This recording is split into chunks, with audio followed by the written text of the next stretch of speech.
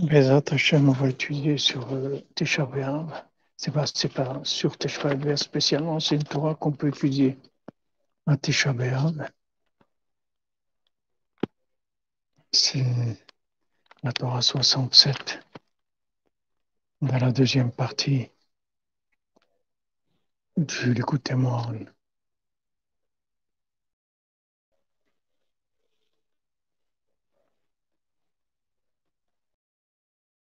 J'ai pas, on est au Tsioum là, je vois pas vos commentaires, mais je vois que il y a quelques personnes qui sont là, je vois pas exactement combien.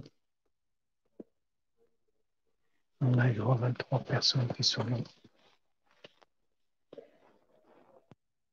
Alors c'est la Torah 67, dans la deuxième partie du Likutei Moharan. J'espère que le son est OK. J'ai pas, j'ai pas moyen de vérifier, de voir que tout est bon. Apparemment, ça a l'air de marcher. Mais je vois pas les commentaires.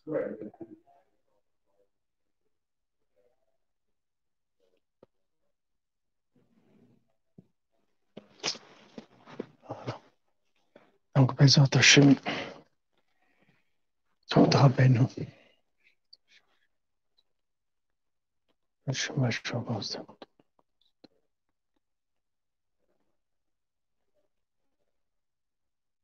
Donc, Rabbeinu, il dit dans cette Torah que c'est le lien qu'il y a entre le commencement et la fin de la Torah. Bereshit l'Eine Kol Israël. Donc, Bereshit, c'est le premier mot de la Torah. Et l'Eine Kol Israël, c'est les trois derniers mots de la Torah. Qui est Hanani de Mechassian al-Aina. Parce que il y a des Hananim, il y a des nuages qui cachent les yeux. Shem Romi Rabati Veromi Zeriata, qui sont la grande Rome et la petite Rome, deux villes de Rome, grandes et petites, qui sont des nuages qui cachent les yeux. Kamova Beraya Memna Pinchas, comme c'est écrit dans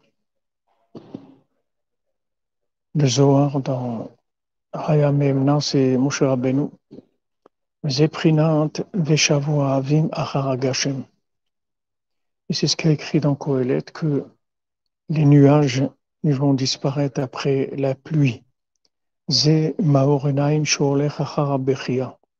Ça, c'est la lumière des yeux qui s'en va avec les pleurs.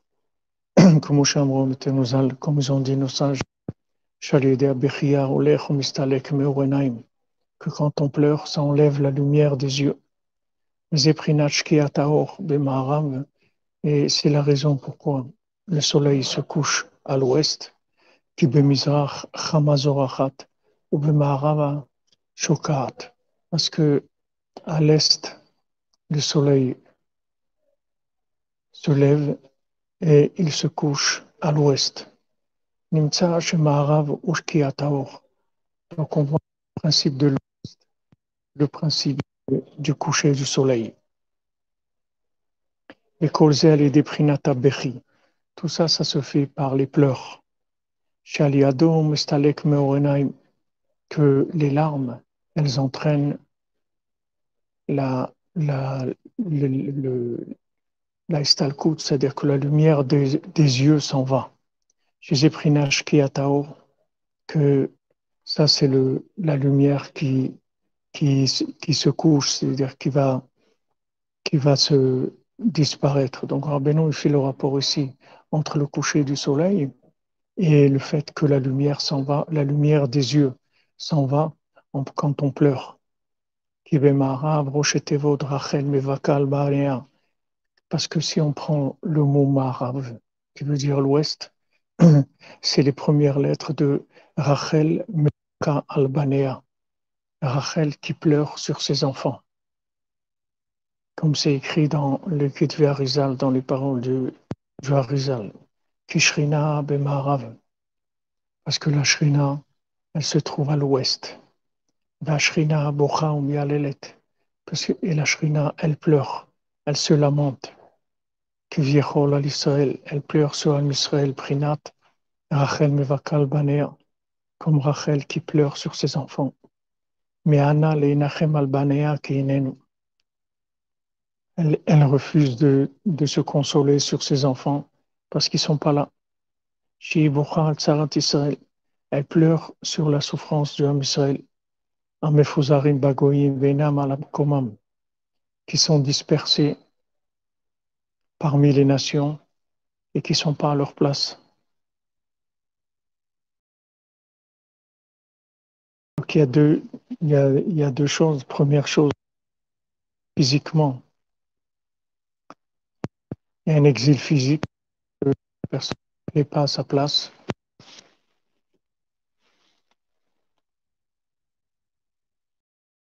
Je ne sais pas si c'est bon.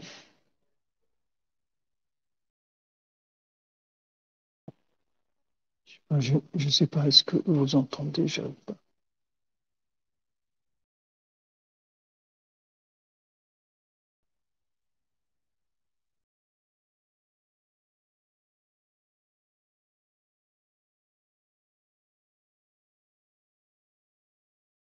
J'espère que c'est bon.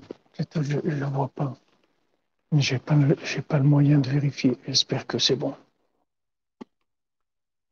Donc Raphaël, elle pleure sur ses enfants qui sont en exil. En fait, il y a deux sortes d'exil. Il y a l'exil physique et il y a l'exil aussi, qui est l'exil moral. C'est-à-dire que la personne n'est pas à sa place. Elle ne sait pas qui elle est. Elle est en... Mais le deuxième, il est beaucoup plus grave que le premier. C'est quelqu'un, même si physiquement il n'est pas à sa place, mais moralement il sait où il est, on a autre chose. C'est-à-dire, il n'y a pas de. C'est, c'est une autre, c'est une autre façon de voir les choses. L'exil, il n'agit pas. Mais quand maintenant l'exil, il fait que la personne elle est déphasée, et Jordan, tu peux vérifier que ça marche parce que je sais pas, moi je peux pas voir les commentaires, je sais pas si le son marche. Ces derniers temps, il y a eu des problèmes. Ça marche. Tu vois des commentaires que les gens ils disent ça marche. Ok. Bah, Hachem. Faites Rachel de pas à notre place et Simon rituellement n'est pas à notre place. Valkench qui a l'idée à Bechia, Mistalek Meo. C'est pour ça que le soleil il se couche à l'ouest parce que quand on pleure, ça fait partie de la lumière, c'est-à-dire ça oublie la vue en fait. Zeprinach qui atao. Ça c'est le principe que la lumière, elle va se Zeprinat côté la Mahara. Et ça c'est le principe du côté la Maharavi qui bouge.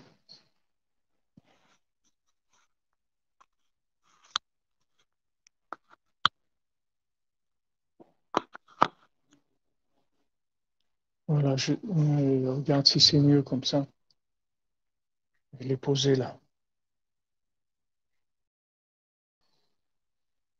Ils entendent là, c'est bon. Ouais, c'est mieux. Ok. Donc ça, c'est le principe du côté la Maharavi. du mur, des lamentations. BMS, ça s'appelle, en anglais, ils n'appellent pas le mur de lamentation, ils appellent le Western Wall, c'est-à-dire le mur de l'ouest, en fait, du Mahrab. Shesha Mashrina Bora, et la Shrina, elle se trouve au Kotel, et elle pleure, au Mialelet, elle se lamente, Al-Khorban Bet Hamikdash, elle se lamente sur la destruction du temple. Kibé Sham Rachel Mevaka Albanea. Parce que comme on a dit, le mot Ma'arav, c'est les premières lettres de Rachel Mevaka Albanea, que Rachel, elle pleure sur ses enfants. Donc la Shrina, elle se trouve au Kotel. La Shrina n'a jamais quitté le Kotel, bien que le mur que le temple ait été détruit, mais la Shrina, elle est toujours restée au Kotel. La Shrina, elle n'a jamais quitté le Kotel. Ceux qui vont au Kotel, ils savent que la Shrina est là-bas et qu'elle est là tout le temps à pleurer et à faire monter aussi les prières de tous ceux qui prient là-bas et de toutes les prières du monde, Béhémet, parce que toutes les prières du monde, elles passent par le Kotel. Donc ça, c'est les premières parties. Rabbeinu parle du principe de la lumière des yeux. Il en fait un rapport avec la lumière en général, c'est-à-dire avec le soleil, de la même manière que le soleil il se couche à l'ouest. Aussi à l'ouest, il y a le temple, à l'ouest, il y a la Shrina, et à l'ouest, la Shrina, elle pleure.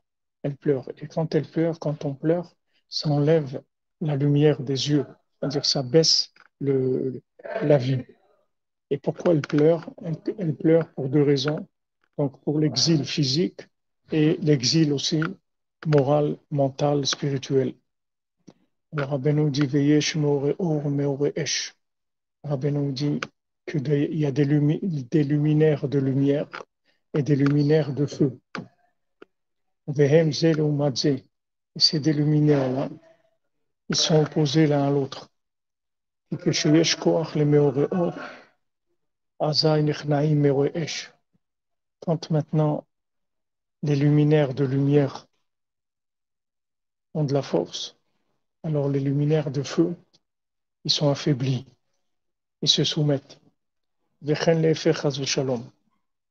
Et le contraire aussi, chas v'shalom, que shenechnaim mistalki meore or.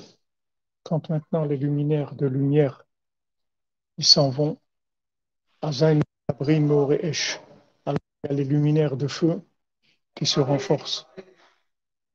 Zeprinat Rorban Betamigdash. Et ça, c'est le principe de la destruction du temple. Prinat Mimarom Shalach Esh Beatzmotai. Comme c'est écrit dans Echa, quand on l'a lu tout à l'heure dans Megillat Echa. Mimarom Shalach Esh Beatzmotai. Dont il a envoyé du feu dans mes c'est-à-dire mes os, dans mon essence. Parce que du moment où les luminaires de lumière sont partis, alors il y a les luminaires de feu qui ont pris le dessus, comme c'est écrit que Rachel elle pleure sur ses enfants, parce que les pleurs ils viennent du fait que la lumière s'en va et les pleurs eux-mêmes. Pourquoi quelqu'un y pleure? D'où ça vient les pleurs? Les pleurs, ça vient d'un manque. Pourquoi on pleure? Parce qu'il nous manque quelque chose. C'est pour ça qu'on pleure. Pourquoi quelqu'un y pleure? Soit parce qu'il lui manque quelque chose qu'il a perdu, soit parce qu'il a mal, soit parce que Shalom, il n'a pas vu quelqu'un depuis très longtemps et il lui manque. Les manques, ça entraîne le manque de lumière, c'est-à-dire le manque de vitalité. C'est ça qui fait pleurer. Alors maintenant, c'est quand maintenant on pleure parce que on a perdu la lumière, d'un autre côté, qui est-ce qui prend le dessus? C'est le feu, c'est-à-dire les luminaires de feu. Donc, quand on a la lumière du temple a baissé, c'est-à-dire qu'on n'était plus au niveau de tirer de la vitalité du temple. C'est-à-dire le temple, ça ne voulait plus rien dire pour nous. Ce n'était pas quelque chose qui avait de l'importance. Les gens, ils avaient leur vie, etc. Et ils méprisaient. C'était pas le principal dans leur vie. Ça veut dire que la lumière est partie. Quand la lumière est partie, alors c'est le feu qui commence. Et ça, c'est valable dans tout. C'est comme ça. Dans un foyer, c'est la même chose. C'est maintenant. Il y a pas. Pourquoi ça s'appelle un foyer? Parce qu'un foyer, c'est du feu. Un foyer, quand on dit un foyer, c'est de feu. Un foyer, c'est du feu. Maintenant, un homme et une femme ensemble, alors ça donne que la shrina qui est dans la maison. Et si la lumière du mariage s'en va, il n'y a plus de lumière. Ils n'ont plus envie, ils ne s'intéressent plus l'un à l'autre, ils sont plus intéressés l'un par rapport à l'autre. Ça fait amener le feu. Et ce feu-là, il brûle tout. Ça, ça amène des énergies de destruction. Toute cette destruction vient du fait qu'à un moment, la lumière est partie. Cette lumière même qui est partie, c'est elle qui a entraîné la lumière du feu, c'est-à-dire les, les, les luminaires de feu.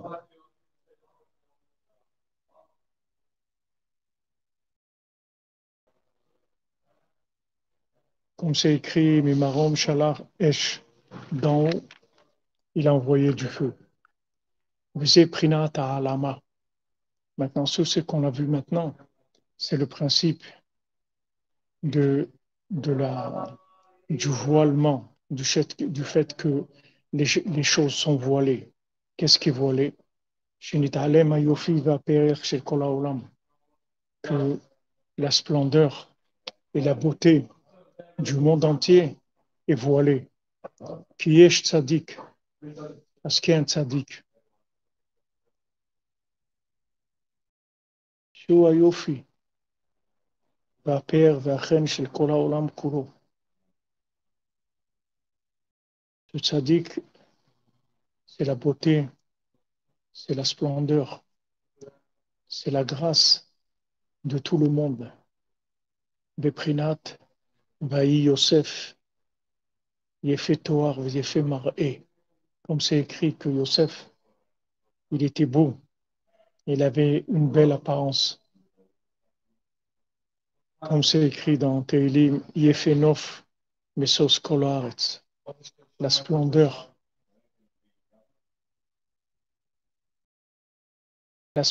du paysage qui est la joie du monde entier. Disait Tzadik Amiti, Shoprinat Yosef, parce que ce tzaddik véritable, qui est Prinat de Yosef,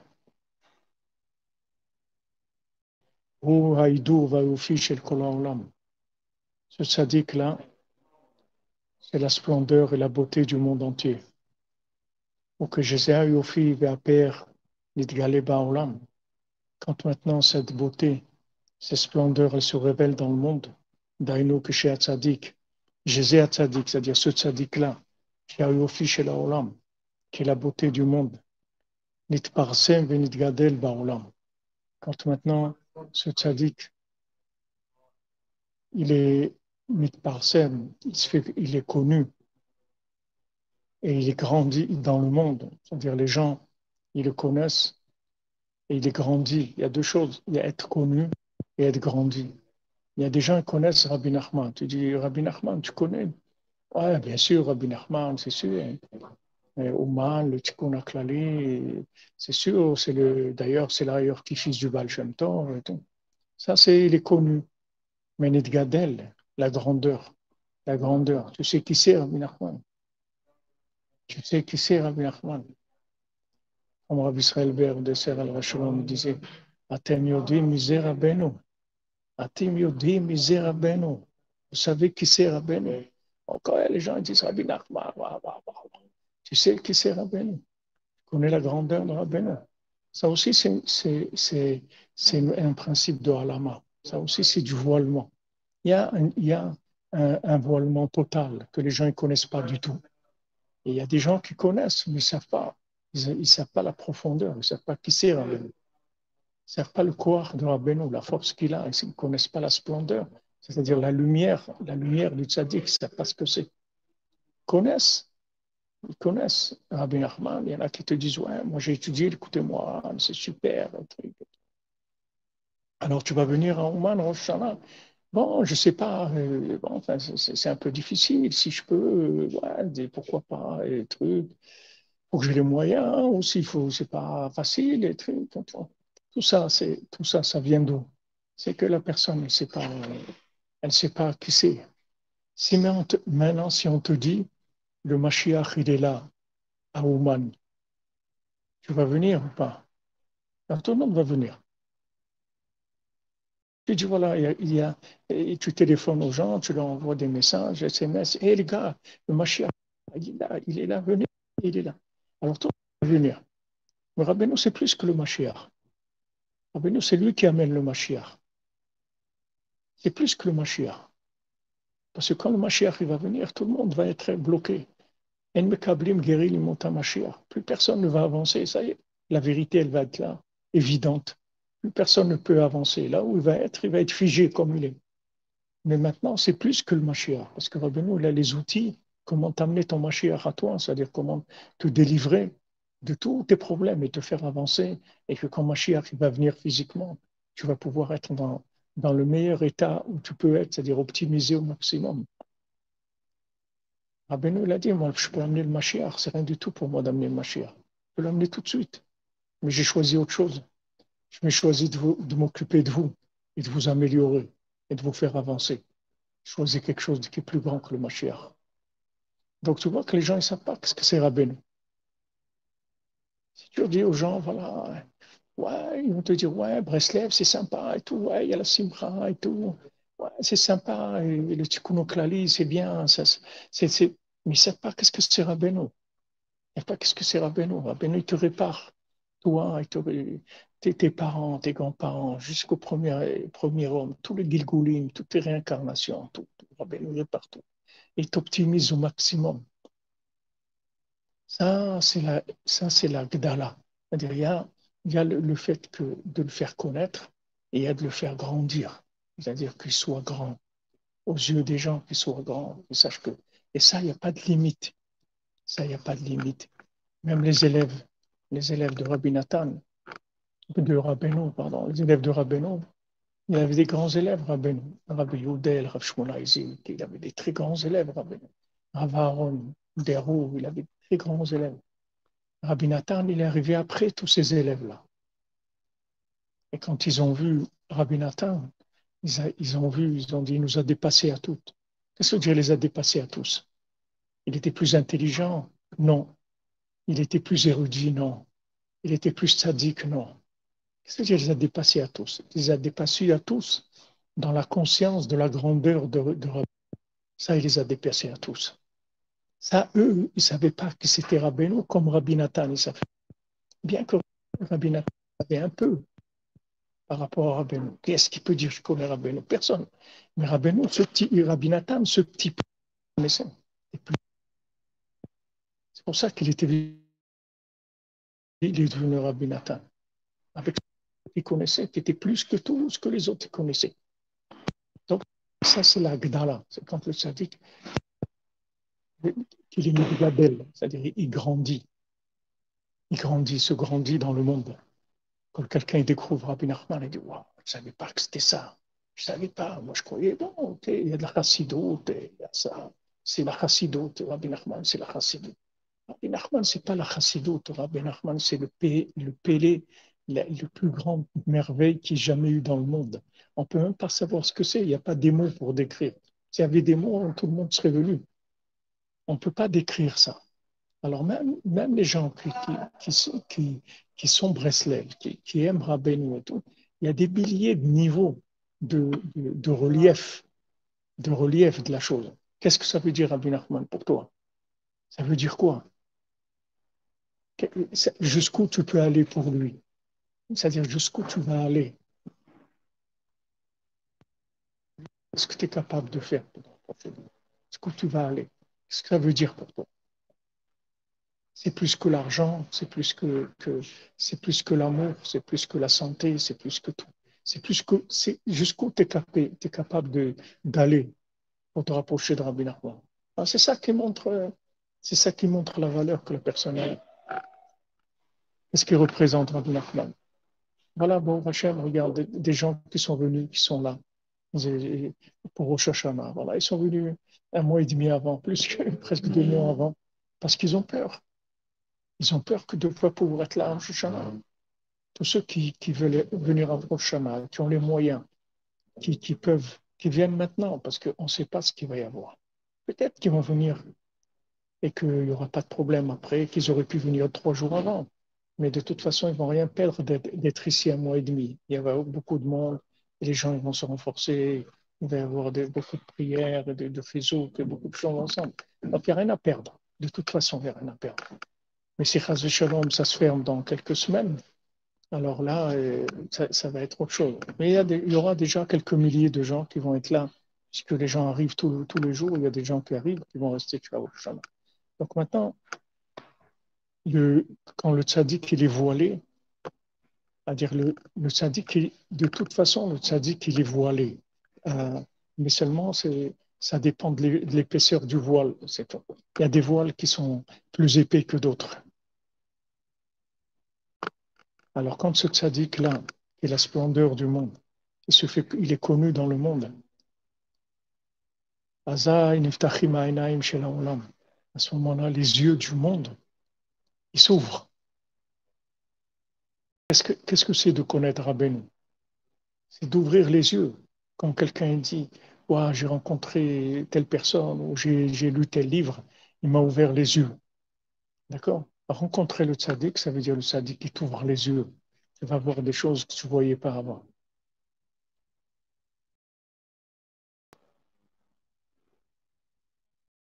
Chez Kol Mi Shenichlal, B'zeh Achen Haemet, chez les tzaddik, que tout celui qui s'inclut dans cette grâce véritable de ce tzaddik-là, que lui, il est le chen, il est la grâce et la splendeur du monde.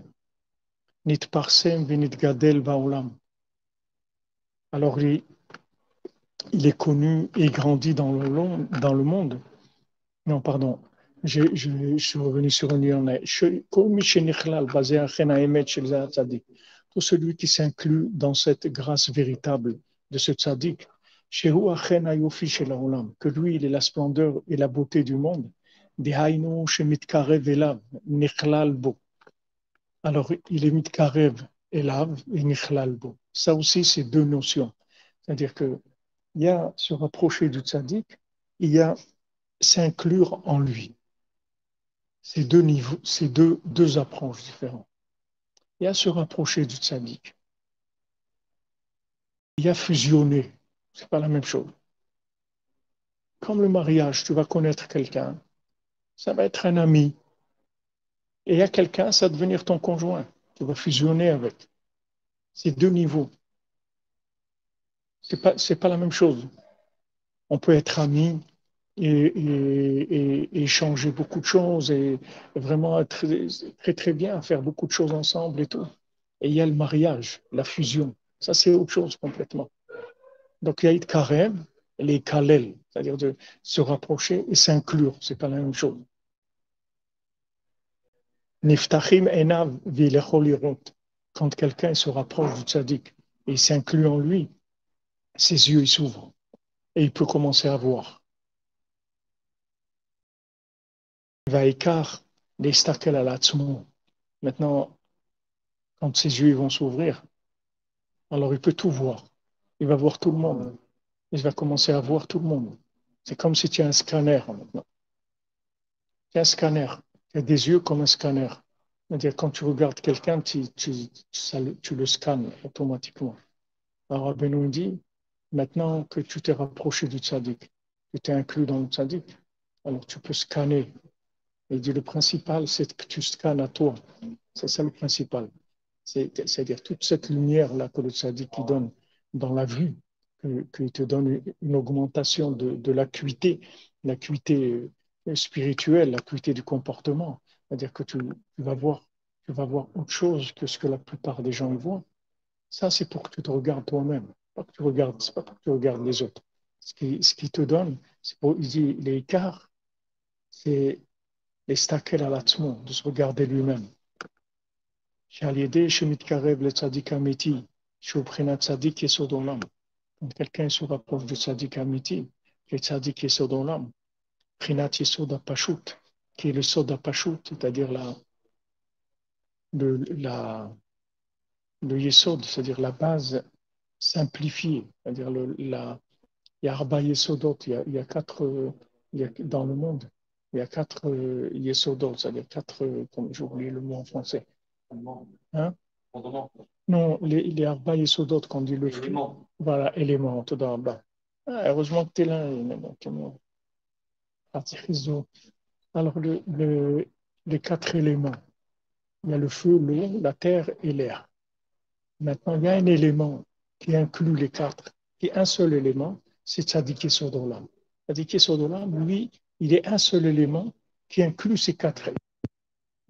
Donc, Rabbi nous l'explique dans une autre Torah, dans la Torah 66, que quand, en fait, tu te rapproches de ce tzaddik-là, les quatre éléments qu'il y a en toi, tout de suite, ils sont scannés. C'est-à-dire, tu vas voir tout de suite où tu en es. Parce qu'un individu, il est fait de ces quatre éléments. Les comportements, il est de ces quatre éléments. C'est-à-dire, tout ton comportement, c'est un jeu entre l'eau, le feu, l'air et la terre. C'est quatre choses qui vont jouer en toi. C'est-à-dire, s'il y a un peu trop de feu, alors c'est la colère. S'il y a trop d'eau, c'est le plaisir. S'il y a trop de terre, c'est la paresse. S'il y a trop d'air, c'est la parlotte, la chamara et la rigolade, etc. C'est-à-dire, quand c'est déséquilibré, ça donne du mal. Quand tu viens chez le tzaddik, lui, il a un élément, que cet élément, il inclut les quatre. Donc, quand tu te rapproches de lui, tout de suite, tu vois où tu en es dans les quatre. Hein. C'est-à-dire, tout de suite, ils se mettent tous à niveau. C'est-à-dire, tu vois exactement où tu es dans les quatre éléments qui sont en toi. Alors, Rabbi nous dit, שעל ידי שמתקרב לצדיק האמיתי, שהוא בחינת צדיק יסוד עולם, בחינת יסוד הפשוט, שממנו נמשכים כל ארבע יסודות, que de ce tzaddik-là, ils viennent les quatre éléments, בבחינת ונהר יוצא מעדן להשקות את הגן, qu'il y a un fleuve qui sort du Éden pour arroser le gan, pour arroser le jardin, ומשם ייפרד והיה לארבעה ראשים, et de là-bas, il se sépare et il devient quatre têtes. C'est les quatre fleuves qu'il y a dans Bereshit, il y a quatre fleuves. Alors, du Éden, il y a un fleuve qui sort. Du paradis, il y a un fleuve qui sort. Et il devient quatre. Et les quatre, la base, c'est le Shem Havaya, les quatre lettres du nom d'Hachem. Mais le Tzaddik Yesod il se trouve avant les quatre lettres du nom d'Hachem. Avant que le nom d'Hachem, il devient quatre lettres. Quand le nom d'Hachem, il est une unité totale. C'est-à-dire, il n'y a pas quatre lettres. Il n'y a que Echad. C'est-à-dire, il n'y a pas ces Yutke, Vavke. C'est une seule chose. Le Tzaddik Yesod il se trouve à cet endroit-là.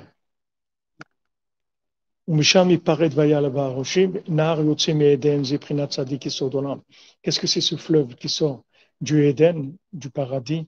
C'est le tzaddik Yesod Olam, que lui, il est l'élément simplifié.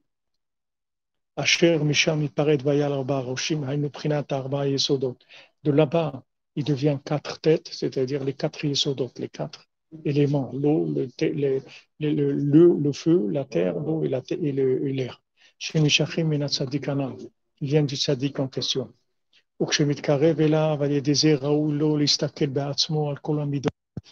maintenant, quand il se rapproche du tzaddik, il doit pouvoir se voir dans toutes ces midot, parce que c'est des midot en hébreu, c'est des mesures, c'est ça les midot.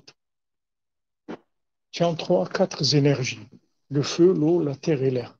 Maintenant ton comportement, tes midot, c'est les mesures de ces choses-là. Il faut qu'elles soient mesurées, qu'elles soient dans la mesure normale, il y a une norme. Et ça donne que tu fonctionnes normalement. Donc, dès qu'un il est trop faible ou trop fort, il n'y a rien d'autre qui augmente et c'est tout le système qui commence à paniquer. C'est-à-dire tout le système il commence à faire des... Alors quand tu t'approches du tzaddik, normalement tu dois voir tout de suite où tu en es dans toutes ces midotes-là.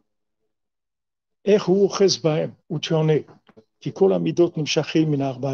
Parce que toutes les midot, elles viennent des quatre éléments. Comme c'est connu, maintenant les quatre yesodot, ils viennent du tzaddik. C'est-à-dire la racine de toutes les midot, de tous les comportements, ça vient du tzaddik. C'est pour ça que quand ce tzaddik qui se révèle, qui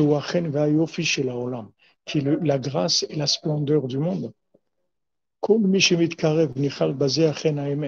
tout celui qui se rapproche et qui s'inclut dans cette grâce véritable, ses yeux s'ouvrent, Vero et mistakel al atzmo, et il voit et il s'observe lui-même, où il en est dans toutes ses midot, dans tout son comportement. Shenimshachim me'arba yesodot qui viennent des quatre éléments. Shehem nimshachim me'atzadik qui viennent du tzadik. Vegam yechol lirot u'listakel b'gdulat Hashem yitbarach u'listakel ba'olam. Et aussi, il peut voir la grandeur d'Hashem et il peut observer le monde aussi. Par le fait que ses yeux ils se sont ouverts, par le fait qu'il s'est inclus dans ce tzaddik véritable, qui est tzaddik qui est Sodolam, qui est la splendeur et la beauté du monde. Alors, Bezrat Hashem, à 14 heures, on continuera sur cette Torah. Je ne savais pas, je ne pensais pas faire le cours maintenant, mais je me suis dit tout le Inyan de Tisha B'Av, tout le Inyan des pleurs et des lamentations, c'est sur ça. Et il nous dit, voilà, pourquoi on pleure? Parce que c'est pour que le tzaddik se révèle. Alors, il dit, on va diffuser, c'est on parler de Rabbeinu dans Tisha B'Av. C'est ça le plus grand tikkun qu'il y a de Tisha B'Av. C'est la reconstruction du temple. La révélation du tzaddik, c'est la reconstruction du temple. Bezrat Hashem. Alors, à tout à l'heure, à 14 heures. Bezrat Hashem, Hashem nous donne la force.